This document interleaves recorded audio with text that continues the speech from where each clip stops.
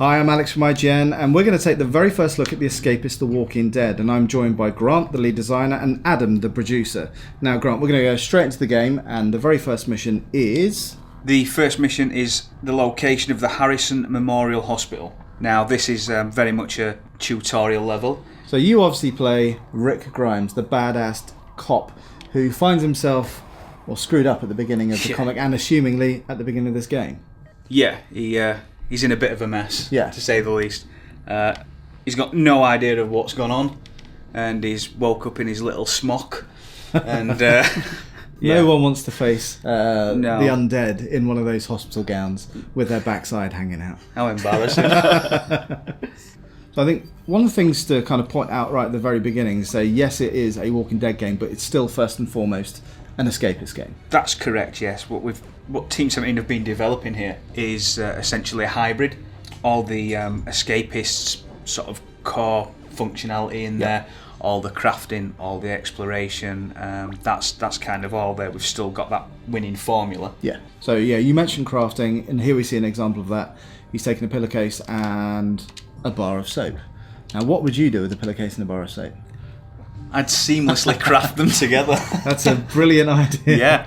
So this is your kind of makeshift kosh that presumably you're going to use a little bit later on in the level. That's right, yeah. The first thing obviously that we're doing here is just familiarising the player with a bit of crafting, little bit of exploration. There's lots of blood spattered around anyway. He's probably panicking a little bit. Yeah, he's probably a bit concerned within his current location. But it's okay. He's got a pillowcase. The main thing is he's got a pillowcase, yeah. So the first walker we see in the game. He's quick, isn't he? He's very quick. He's annoyed. So one thing that also demonstrates is that you've refined the combat from the Escapists. Yes, that's right. The combat in the Escapists did confuse a lot of people. Before, you pretty much just activated combat. The system then went into a fully automated sort of punch-up until there was a victor.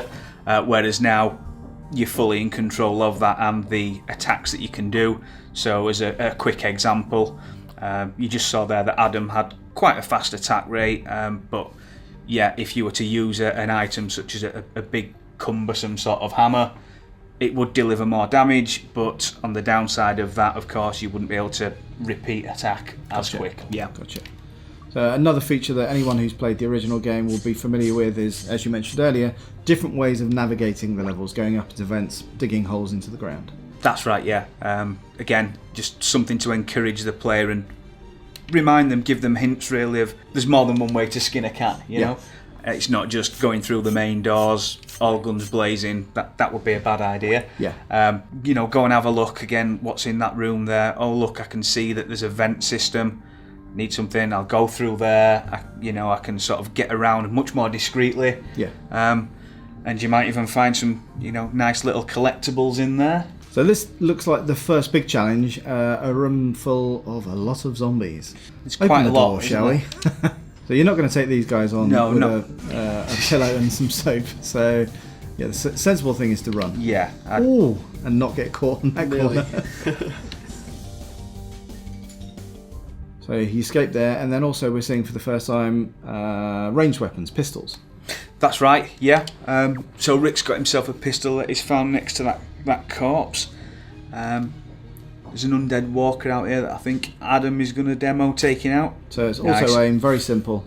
That's right, yeah. It's aim and shoot. So one of the other things that was big in the original game was obviously finding items which you could then craft and make stuff out of. Now we're not seeing that much of it here because the tutorial, but that's going to be a big part of the final game. Yes. You will find areas such as armories. So then within that, might be able to find something a bit more meaty in terms of the guns, so potentially shotguns, rifles, that kind of thing. Effectively what we're trying to bring into the actual game itself is using different weapons for different circumstances. So you need to be quite careful and cunning really, quite conniving. Gotcha. In using the more sort of hands-on melee weapons for picking off little pockets of the undead.